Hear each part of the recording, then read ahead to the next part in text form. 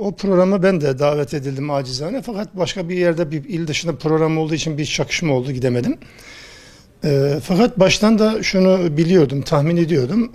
Çünkü yıllardır Kürt meselesini Marksist ideolojiye mal eden bir anlayış vardı. Marksist ideolojiye ait bir meseleymiş gibi değerlendirince, ister istemez İslami bir kesim bu davaya sahip çıkınca tabii ki birilerinin zıplamasına, hoplamasına neden olacak tabii ki. Bu gayet normal, yani tırnak içinde normal, beklediğimiz bir tepkiydi. Fakat şunu da daha öteden beri de söylüyorum. Ben de Diyarbakırlı bir kişi olarak, yani aynı zamanda Kürt birisi olarak da şunu ta öteden beri de seslendirmişimdir zaman zaman değişik platformlarda.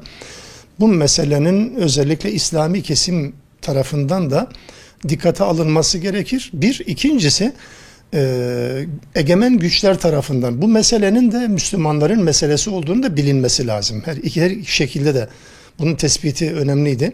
İslami kesimin de bu konuda söz söyleme hakkının olduğunu teslim etmeleri, kabul etmeleri gecikmiş bir süreçtir diye düşünüyorum. Çok daha önceden olması gereken bir şey.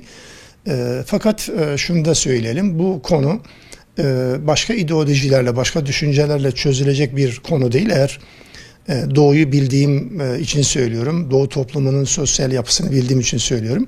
Bu toplumu birleştirecek olan tek çimento İslam'dır. İslam'ın dışında hiçbir şey bu konuda onlara bu birlikteliği, bu beraberliği, bu birlikte yaşama kültürünü hiçbir zaman vaat etmeyecektir. Bir adım olarak umarım çok daha güzel şeylere, çalışmalara vesile olur. Yani doğal olarak insanların ana dili diyoruz. Yani ana dil dediğimiz şey nedir? İnsanın kendi elinde olan bir şeydir. Kendi tercihi bile değildir. Sonraki diller kendi tercihidir de. Kendi tercihi olmayan, adeta erkek olarak dünyaya gelmesi gibi ya da işte bir coğrafyada dünyaya gelmesi gibi, bunu değiştirme imkanı nasıl yoksa, bunu kabul etmekten başka çareniz nasıl yoksa, bu dil konusunda da aynı şekildedir. Dil de Allah'ın ayetlerindendir. Allah'ın ayetlerinden biri. Bu tamamen faşizan anlayışın sonucu olarak diller arasında ayrım yaparak birini küçümsemek, diğerini önemsememek.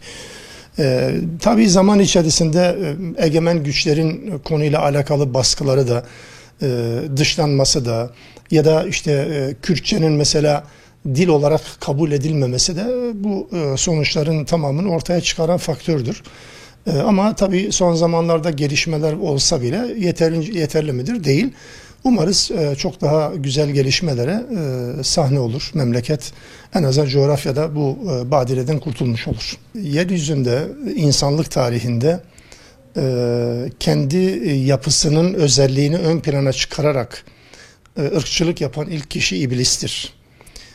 Irkçılık dendiği zaman aklıma ilk gelen şey iblistir, şeytandır. Şeytanın yaptığı iş kim yaparsa iblislik yapıyor demektir.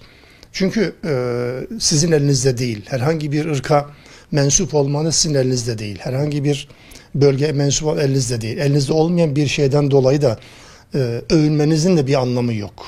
Yani Türk olarak veya Kürt olarak doğmanın övünç kaynağı olmadığını bilelim. Niye? Çünkü elinizde değildir.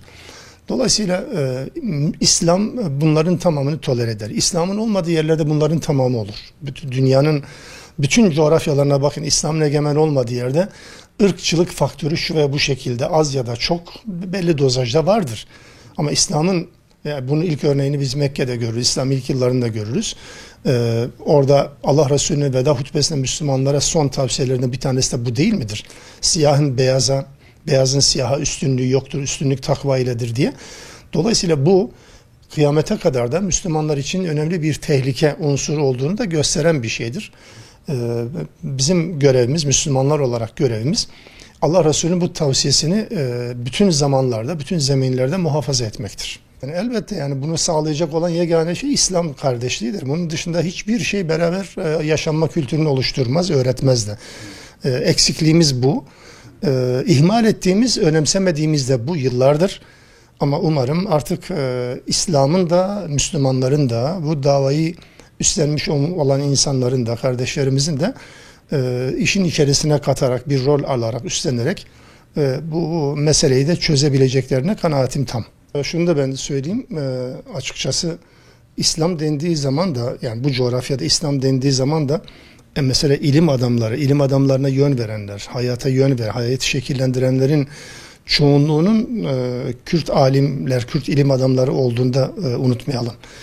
Baktığımız zaman birçok alimin doğuda yetiştiğini, doğuda adeta bir nevi motor görevi gören insanların bulunduğunu biliyoruz. Anadolu'nun diğer yerlerinde yok mu? Vardır elbette ama belirgin olan, etkin olan, baskın olan güç, İslami güçtür ve alim insanlar ve bundan dolayı elbette rejim tarafından ilk zamanlarda dışlandı.